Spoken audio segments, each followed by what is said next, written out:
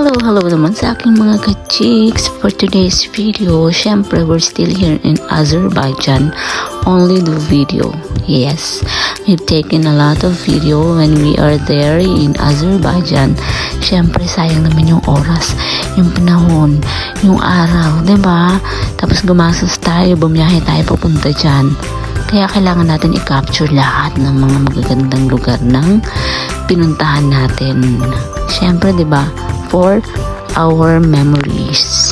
So, yan yung unang araw ng aming tour. Yung first night namin, ng pagdating namin mismo is a city tour by ourselves.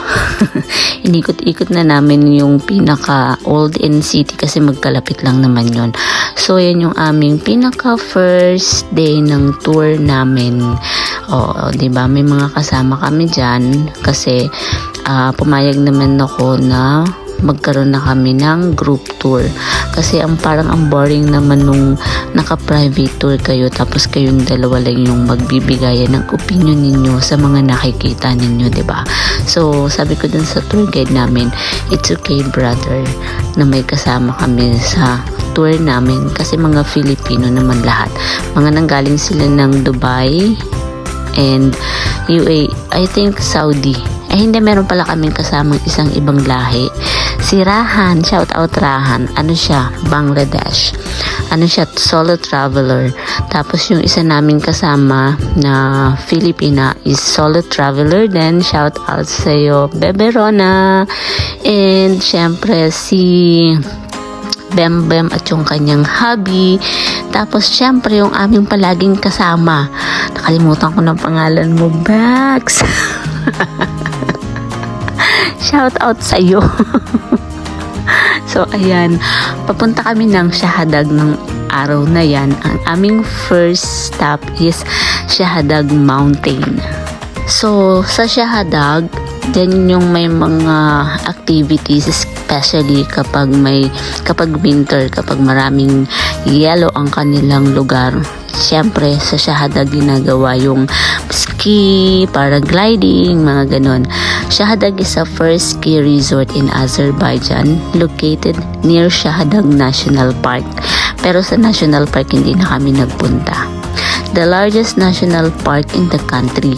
The resort can be found on Piedmont of Shahadag Mountain, surrounded by the mystic charm of unspoiled nature and crystal clear mountain creeks.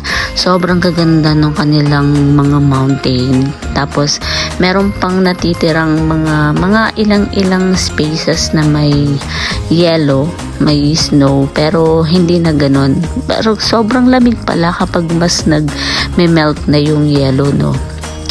So, providing visitors with an absolute unique experience throughout the year. Shahadag Mountain Resort lends its name from Mountain Shahadag with 4,243 meter. A mountain peak of the Greater Caucasus Range located in Gusar region of Azerbaijan, close to the border with Russia. So, yung Shahadag, malapit na siya sa Russia. Tama ba? So yun na yun. Ang layo niyan mga besh. 3 hours. More than 3 hours yung travel namin. Nakakapagod siya kung tutuusin. Pero dahil I love nature and I love travel, sobra akong nag-enjoy sa mga nakikita ko. As in, busog na busog yung aking mata sa lahat ng mga nakikita ko sa paligid. Kasi nga, sabi ko nga sa inyo, mapa-city at mapa-mountain, kung saan lupalop ng mundo dyan sa Azerbaijan, wala akong nakitang kapintas-pintas. Yun nga lang yung kanilang toilet. Yun, yung hindi ako masyadong nasiyahan. Pero okay lang, hindi naman ako ganun ka-arte. Basta meron ka lang bit-bit na tissue, meron kang bit-bit na alcohol, carry bags na yun. Tapos, syempre, dapat meron kang dalang barya. Kasi, same sa Pilipinas, may bayad din yung paggamit ng kanilang toilet, which is toilet. Yan, yun yung kanilang pagbigkas, toilet. Kasi sa kanila ang hirap mag ano ng English kasi hindi talaga sila nag-i-English. Konting-konti lang siguro sa mga 10 na tao. Swerte mo na kung meron kang makakasalubong na nag-i-English. So, syempre, ang gagawin naming mga activities dyan sa Shahadag is yung cable car, yung open cable car. Tapos, 15 manat yun each person. And then, yung kasama namin, nag-book siya ng paragliding pero hindi nga natuloy kasi nga medyo mahangin pa sa itaas, so hindi rin talaga siya natuloy na mag-paragliding. So ayan, di ba? Welcome to Shahadag Mountain. So nakikita niyo naman, meron mga spaces pa na may mga puti. Yan yung mga snow. Pero hindi kalakihan ng space ng area ng mountain is wala na talagang yellow. Pero mas malamig siya. Kasi nung time na nagpunta kami ng ibang country, like Armenia and Georgia, sobrang dami ng yellow pero hindi siya ganun kalamig. Unlike dyan, nagme-melt na lahat ng yellow. Actually, ini-electric fan na lang nila yan dyan eh. Kasi nga para magtagal pa ng konti yung ibang yellow. Kasi marami pang mga visitors. Sobrang dami pa ng mga turista. Kaya inaano pa nila yung ice. Pero sobrang lamig. Mas malamig talaga siya, promise. So ayan, syempre nasa cable car na tayo paakyat.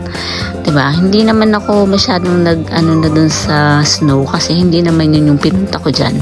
Ang pinunta ko kasi talaga dyan is yung roller coaster.